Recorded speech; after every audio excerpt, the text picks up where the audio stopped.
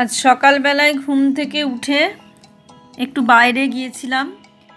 বেশ সুন্দর বাইরেটা, বাইরের ওয়েদারটা বেশ সুন্দর। মেঘলা মেঘলা হয়ে আছে, রোদ একদম নেই। আর এখন তো বৃষ্টির সময়, যখন তখন বৃষ্টি চলে আসছে। তবে গরমের কিছু কম বুঝতে পারছি না। যখনই বৃষ্টিটা কমে যাচ্ছে, একটু রোদের ভাব হচ্ছে, রোদ উঠছে না, রোদের যে ভাবটা সেইটাই হচ্ছে, তখনই একদম সেই গুমসানি যে একটা গরম, সেই গরম ঘাম সমস্ত কিছু হচ্ছে। কাজেই পরিবেশ যে ঠান্ডা হয়েছে সেটা বলবো না, কিন্তু বৃষ্টিটা হচ্ছে মাঝে মাঝে, সেই বৃষ্টিটার জন্য ভালো লাগছে এই আর কি। তাছাড়া পরিবেশ কিন্তু কোনো গরম ভাবটা যায়নি, সেই গরম অতিরিক্ত আছে, কিন্তু তাই বলে যে যেটা খুব গরম হয়ে গিয়েছিল, একদম বাঁচাই যাচ্ছিল না, বৃষ্টি নেই, সেই জিনিসটা হচ্ছে না বলে তাও একটু পারা যাচ্ছে। তা দেখো, বৃষ্টি হয়েছে, রাস্তা ভেজা ভেজাই আছে, আবার একটু শুকনো শুকনোও আছে, এরকমভাবেই চলছে। কখনো বৃষ্টি কখনো রোদ, এইভাবেই চলছে। তবে গরম কমেনি, গরমটা যে কম হবে তা কমেনি। চলো ঘরে যাই, ঘরে গিয়ে একটু কিছু করি। আজকে তো কিছুই সেরকমভাবে তোমাদের সঙ্গে শেয়ার করতে পারিনি, খুব অল্প কিছু শেয়ার করেছি। তা দেখো, যেটুকু যা করেছি সেটুকুই তোমাদের সঙ্গে শেয়ার করি। শুধু একটা রান্না করেছি, দই। সুপ্রভাত, নমস্কার জানিয়ে আজকে আবার একটা নতুন দিন শুরু করলাম। নতুন দিনে নতুন সকালে আবার তোমাদের সামনে একটা সুন্দর নতুন ব্লগ নিয়ে চলে আসলাম।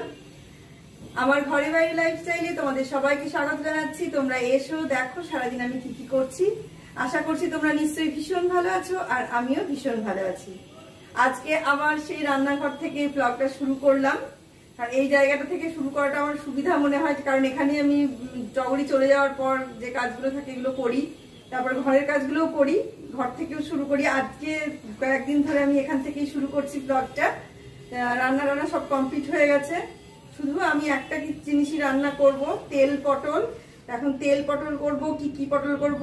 আমার বান্ধবীর বাড়িতে গিয়ে তেল পটল খেয়েছি, আর ওর মুখেও শুনেছি, জলের মুখে অনেকবার তেল পটলের নাম শুনেছি, কিন্তু তেল পটলটা বাড়িতে কখনো রান্না করিনি। ওর কাছে জেনে এসেছিলাম এইভাবে করে। তা আমি আমার মতো করে করব, ও ওর মতো করে করেছে, এবার আমি আমার মতো করে সেটা করব। দেখতে থাকো। কড়াইয়ে সর্ষের তেল দিয়ে দিয়েছি, আর এখানে পটলগুলো ধোয়া হয়ে গেছে। পটলগুলো এখন আমি দিয়ে দেব কড়াইয়ে। পটলগুলো ভালো করে ভেজে নিই, তারপর আবার দেখো। এটা তেল পটল কি দই তেল পটল, তেল দই পটল, যাই হোক একটা কিছু হচ্ছে, দুরকমই দিয়েছি। ও যেভাবে বলেছিল, জলি আমাকে যেভাবে বলে দিয়েছিল, আমি সেটা শোনার পরে তার সঙ্গে আমার একটু নিজের নিজের কি বলবো, নিজের ইচ্ছেটা শেয়ার করেছি, তার সঙ্গে দিয়েছি আর কি, নিজের মতো করে করেছি। ও সিস্টেমটা যেটা বলেছিল তার সঙ্গে দইটা বলেনি, দইটা দেয়নিও। তা আমি ওর ওটার সঙ্গে একটুখানি দইটাও অ্যাড করে দিলাম আর কি। আজকে তোমাদের একটা কথা বলছি, আজকে আমার এই যে পটল রান্না হচ্ছে, আজকে যে কটা দেখছো, এটা দই পটল কি তেল পটল, তেল দই দুরকম দিয়েই করব, যেরকমভাবে হয়। আমি ওই বান্ধবীর বাড়িতে জলি, ওর মুখে খুব শুনি তেল পটল, কিন্তু আমি কখনো তেল পটলটা রান্না করিনি। তা ওর সেদিনকে খেলাম ওদের বাড়িতেই, খাওয়ার পরে রেসিপিটা জেনে নিলাম। এবার আমি আমার মতো করে করব, ও ওর মতো করে করেছিল, আমি আমার মতো করেই করব। এই জন্য এই পটল কটা দিলাম। পটল খুব কম দিয়েছি। তোমরা হয়তো ভাবছো এতগুলো রান্না করে অথচ আজকে এত কম কেন, তার কারণটা তোমাদের বলে দিই। আজকে বুবাই নেই, বুবাইয়ের বাবা আর আমি। বুবাই অফিসে যাওয়ার সময় আলু পটলের সবজি হয়েছিল, ডাল আর আলু ভাজা হয়েছিল, তাই দিয়ে খেয়ে চলে গেছে। আর টিফিনও নিয়ে চলে গেছে ওই দিয়ে ভাত। ও ওখান থেকে সোজা ট্রেন ধরে চলে যাবে শ্বশুরবাড়ি মেঘাকে আনতে। যেহেতু মেঘাকে আনতে যাবে, তাই আর রাতে বাড়িতে আসবে না, সেই কারণে টগরিকে বলেছিলাম অল্প কিছু রান্না করতে। এবার টগরি এতটাই অল্প রান্না করেছে, ও তো অত বুঝতে পারেনি, ওর অত দোষও নেই, ও অল্পই রান্না করেছে। এবার কম এতটাই কমে গেছে যে হলো না। আর আগের দিনে তরকারি ছিল, কিন্তু আগের দিন সব ডিম টিমে সব ঘাটাঘাটি হয়েছে বলে, মাছটা ঘাটাঘাটি হয়েছে বলে ওই সবজিটা আজকে আর খাবে না, আজকে শুক্রবার, সেই জন্য ওটা খাবে না। তাই আমি ভেবেছিলাম যদি ইয়ে করে, কিন্তু না, ওটা আজকে শুক্রবার, আজকে সবজিটা খাবে না। সেই কারণে এটা দিয়ে সবজি শেষ। ওই আগের দিনের সবজি খাবে না, তাই অল্প কটা পটল কাটা ছিল, 12টা মতো পটল কাটা ছিল। সেই 12টা পটলই আমি তেল দিয়ে, মানে তেল পটল বা দই পটল যাই হোক, এইগুলো একটু করে নেবো। এটাই আর কি বলার। দেখতে থাকো তাহলে আমি রান্নাটা করি, এরপর আমি আবার কোথায় কোথায় যাচ্ছি, কি করছি, সেগুলো তোমাদের সঙ্গে শেয়ার করবো। দেখতে থাকো।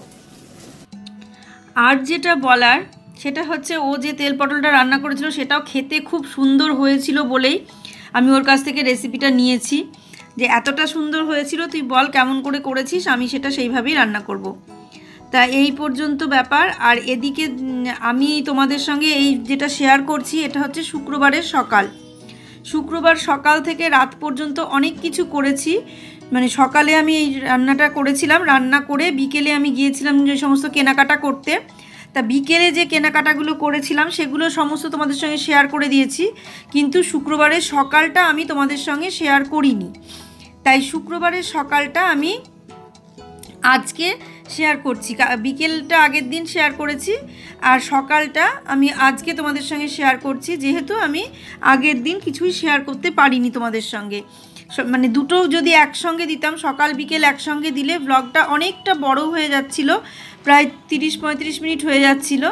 এবার অত বড় ব্লগ দেওয়াটা মানে ঠিক ভালোও লাগে না, আর অনেকে ধৈর্য ধরে কেউ দেখতেও চাইবে না, কারণ দুটো আলাদা আলাদা করে দিলেই মনে হয় দেখতে ভালো লাগবে। সেই কারণে আমি আগে হলে এটা এত বড়ই দিয়ে দিতাম, ওই 30 মিনিট হোক আর যে মিনিটই হোক আমি দিয়ে দিতাম, কিন্তু এবার দিলাম না। তার কারণ মানে আমাকে অনেকেই বলেছে যে একটু ব্লগটা ছোট করে দিতে, সেই কারণে আমি এখন দেখছি ঠিকই বলেছে তারা যে ছোট করে দিতে, সেই কারণে আমি ছোট করেই এখন দিয়ে দিচ্ছি ব্লগটা। সেই কারণেই আমি দুটো পার্ট করেছি।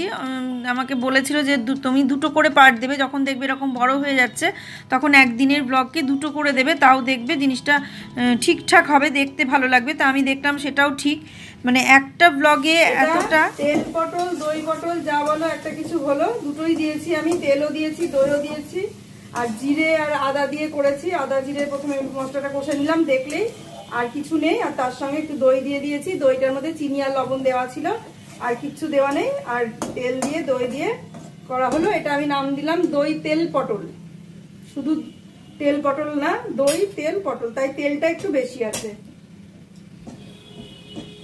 তো সেই কারণে আমি এখন দুটো পার্ট করেই দিচ্ছি ব্লগগুলো। আর এরপর আবার সন্ধেবেলায় তোমাদের সামনে চলে আসবো। আর মানে এরপরে আমি আর কিছু শেয়ার করিনি। এবার সন্ধেবেলায় আমি একটা জিনিস অনলাইন থেকে এসেছিল, সেটা তোমাদের সঙ্গে দেখিয়ে আমি ভিডিওটা সেখানেই শেষ করে দিয়েছি। আজকে সকাল থেকে সেরকম কিছু শেয়ার করতে পারিনি, সামান্য কিছু শেয়ার করেছি। আর এখন সন্ধেবেলায় তোমাদের সামনে নিয়ে চলে আসলাম একটা একদম অন্য ধরনের একটা জিনিস, যেটা অ্যামাজন থেকে এসেছে, যে অনলাইনে নিয়েছি, কিন্তু মানে জিনিসটা এখনো আমি খুলে দেখিনি, জানি না এর ভেতরে মানে কি আছে সেটা আমি জানি, যেটা আমি অর্ডার দিয়েছিলাম, কিন্তু যেটা ব্যাপার সেটা হচ্ছে সঠিক জিনিসটা আছে কিনা সেটা দেখানোর জন্যই এখন বসলাম। তো দেখা যাক সঠিক জিনিসটা আছে কিনা। সঠিক জিনিসই আছে, কিন্তু মানে কতটা মানে ব্যবহার করে ঠিকঠাক হবে সেইটা এখনো বলতে পারছি না। এটা ব্যবহার করব, তারপর তোমাদের মানে রিভিউ দেব কেমন কি। তাই এটা এসেছে ওয়াশিং মেশিনের পায়া, এই যে একদম অন্য ধরনের সুন্দর জিনিসটা, সত্যি ভীষণই ভালো।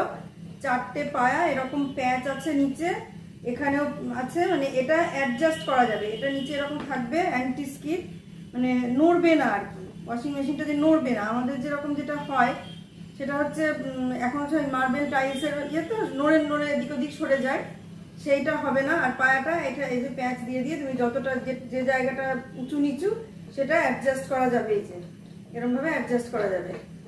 আর এইটা হচ্ছে অ্যান্টি স্কিড, কাজে এটা মানে এটাও সমস্যা হবে না। এই হলো ব্যাপার, মানে এটাই হলো ব্যাপার, মানে যে রাবার টাইপের।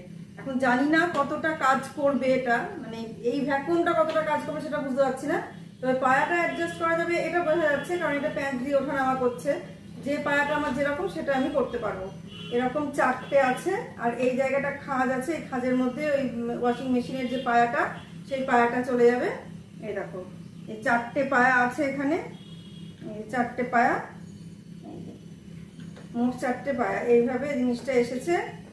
এটা অনলাইনে অর্ডার দিয়েছিলাম, অ্যামাজন থেকে এসেছে।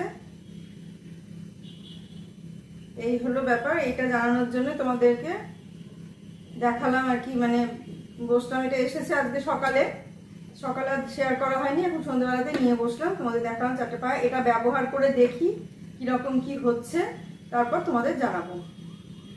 আর আজকে আর ব্লগটা বেশি বাড়াবো না, আজকের ব্লগটা আমি এখানেই শেষ করব। সারাদিন সেভাবে কিছু শেয়ার করতে পারিনি, শুধু সকালে একটুখানি যা শেয়ার করেছিলাম তাই। আর আজকে তোমাদের সঙ্গে মানে এই 4টে পায়াই আমি এখন সন্ধ্যাবেলায় শেয়ার করলাম। আর এখন কিছু শেয়ার করব না, ব্লগটা আমি মানে ব্লগ ঠিক না, একটা ছোট্ট ভিডিও আমি এখানেই শেষ করব। তোমরা কাছে দূরে যে যেখানে যেভাবে আমাকে দেখছো, যেখান থেকে দেখছো আর কি, যেভাবেই দেখছো, প্রত্যেককে অসংখ্য ধন্যবাদ। নতুন বন্ধু, পুরনো বন্ধু, প্রত্যেক বন্ধুকে আমার অসংখ্য ধন্যবাদ। আর সাবস্ক্রাইবার কমে যাচ্ছে, আবার মানে বেড়ে যাচ্ছে, এই জন্য আমি আর নতুন করে কিছু বলবো না।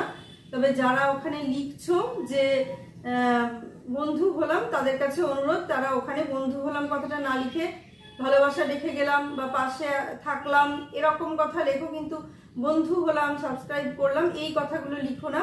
তোমাদের কাছে অনুরোধ, এই কথাগুলো লিখলে মানে অসুবিধা হয় আর কি, সবার চ্যানেলেরই অসুবিধা হয়। যে লেখে তারও হয়, আর যে যার চ্যানেলে আসে তারও হয়। সেই কারণে তোমরা ওটা না লিখে এইরকম ভাবে লিখতে পারো। আর আমার এতটাই কম সাবস্ক্রাইবার, একটা সাবস্ক্রাইবার বাড়লেই আমি বুঝতে পারবো যে পাশে থাকলো বা যার যে ভালোবাসা দিয়ে গেল, সঙ্গে সঙ্গে আমি বুঝতে পারবো যে একজন বাড়লো। তখনই আমি বুঝতে পারবো যে এই মানে কেউ একজন হয়তো আমার পাশে আসলো, আমার বন্ধু হলো, সেটা আমি বুঝতে পেরে যাবো। কারণ আমার এতটাই কম সাবস্ক্রাইবার, আর এত ধীরে ধীরে বাড়ছে, মানে দিনে একটা বাড়ছে, কোনোদিন হয়তো 2 দিন 3 দিন অন্তর একটা করে বাড়ছে, এরকম হচ্ছে। কাজে একটা বাড়লে আমি বুঝতে পারবো, আর তাতেই আমি খুশি, ওইভাবেই চলি জীবনে। মানে এখানে দাঁড়াতে পারবো কি, কোথাও গিয়ে পৌঁছবো কি, কত দূর উঠবো কি, প্রচুর টাকা ইনকাম করব, এটা আমি জানি না হবে কিনা। তবে হ্যাঁ, সবকিছুর আশাতেই এগিয়ে এসেছি। যে আমি এটা এত বড় কথা জোর দিয়ে বলবো না যে শুধু টাইম কাটানোর জন্য আমি এসেছি, টাইম পাসের জন্য আমি শুধু আসিনি, আমি মানে সবকিছুর জন্যই এসেছি। টাইম কাটাচ্ছি, তোমাদের মতো বন্ধু পেয়েছি, এতদিন ধরে তোমাদের সঙ্গে আছি, তোমরা আমাকে ভালোবাসছো, ভালোবেসে আমার ভিডিওগুলো দেখছো, ভালো ভালো কমেন্ট করছো, এগুলো সবকিছু তো আছেই। এর সঙ্গে একটা অন্য ইচ্ছা তো প্রত্যেকেরই থাকে। আর আমরা মেয়েরা যারা গৃহবধূ, তারা তো আমরা এর থেকে আর অন্য কিছু করতে পারবো না, বাইরে গিয়ে এখন তো কিছু করতে পারবো না। এটাই আমাদের একটা মানে নিজেদের পায়ে দাঁড়ানোর একটা পথ আর কি। তা সেটার জন্য এসেছি। এমন কিছু নয় যে আমি মানে শুধু যে সময় কাটানো বা শুধু ভালো লাগার জন্য এসেছি, তা নয়। সবকিছুই আছে, ভালো লাগা, সময় কাটানো, নিজের পায়ে দাঁড়ানো, নিজের আর কি বলবো, মানে বুঝতেই পারছো নিজের পায়ে দাঁড়ানো মানে কি হিসেবে আমি কথাটা বলতে চাইছি। সবকিছুর ইচ্ছেতেই আমি এসেছি এখানে। তোমরা পাশে থাকলে আমি সব দিক থেকে এগিয়ে যাব। আর তোমরা আছো বলেই এখনো আমি দাঁড়িয়ে আছি, এখনো আমি এই জায়গায় আছি। তোমরা যদি না থাকো তাহলে থাকতে পারবো না। তাই তোমাদের কাছে অনুরোধ, তোমরা অবশ্যই আমার পাশে থাকো।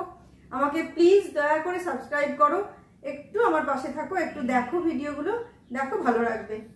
আর আজকে আমি ব্লগটা এখানেই শেষ করছি। তোমরা সবাই ভালো থাকো, সুস্থ থাকো, সাবধানে থাকো। সামনের দিন একটা সুন্দর নতুন ব্লগ দেখার অপেক্ষায় থাকো। আজকে আসছি তাহলে।